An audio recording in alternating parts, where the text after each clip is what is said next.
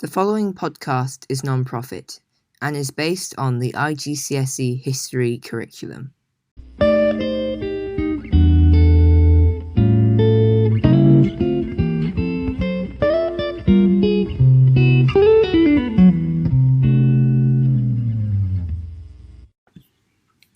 Hi all, here's another episode recorded on Friday the 27th of March 2020. I will split the topic into two parts, the first half being all of the successes and the second half being the continuing problems and overview of whether Germany recovered from World War II during the Weimar period. In this episode, I'll be going over the recovery and prosperity of the Weimar Republic during the Golden Age. This includes solving hyperinflation, foreign policy successes, and cultural achievements. Gustav Stresemann, who became foreign minister in 1924, was a key person which assisted in improving life in Germany. Firstly, he negotiated the Locarno Treaty with France and Belgium, and they agreed on new borders. Secondly, he negotiated the Dawes Plan, where the US provided loans to Germany which they could use to pay reparations and invest in their economy.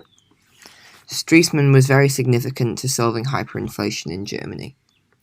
Firstly, he introduced a new currency called the Rentenmark, which helped to knock off the noughts in the value of German money.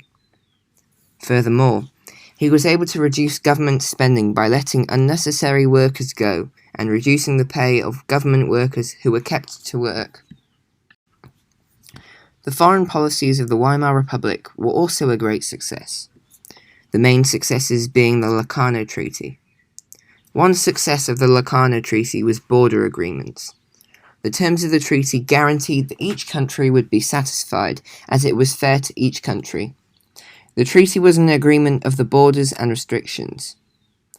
It accepted French borders and France agreed to be in a state of peace with Germany. It was such a success that Germany was able to become a permanent member of the Council in September of 1926. They also agreed that if any of the main countries attacked each other, any other country would have to assist the country that was being attacked. There were also many cultural achievements which took place during the Weimar period. Firstly, people became much more liberal in their views towards sex and homosexuality, although nationalists didn't like these changes and wanted to go back to traditional values. Secondly, Germans had much more freedom to express themselves in art and performances, as there was much less censorship in the new Weimar Republic. One form of culture that emerged was cabaret. During the Golden Age, it was widely enjoyed and was based on political humour. Other types of visual arts also became more popular. Paintings now included more details, and people were often seen nude in pictures. Furthermore, there was an increase in American culture, making jazz very popular. Weimar Germany also became well known in science and philosophy. Notable figures for science include Albert Einstein and Max Planck, who worked in Germany in the 1920s, while a very influential philosopher in the 20th century, Martin Heidegger, worked in Berlin and published a book out of the now third largest city in the world. That is it for this episode. In the next one, I will be discussing the continuing problems during the Weimar period and giving an overview of whether Germany recovered from World War II during the Weimar period.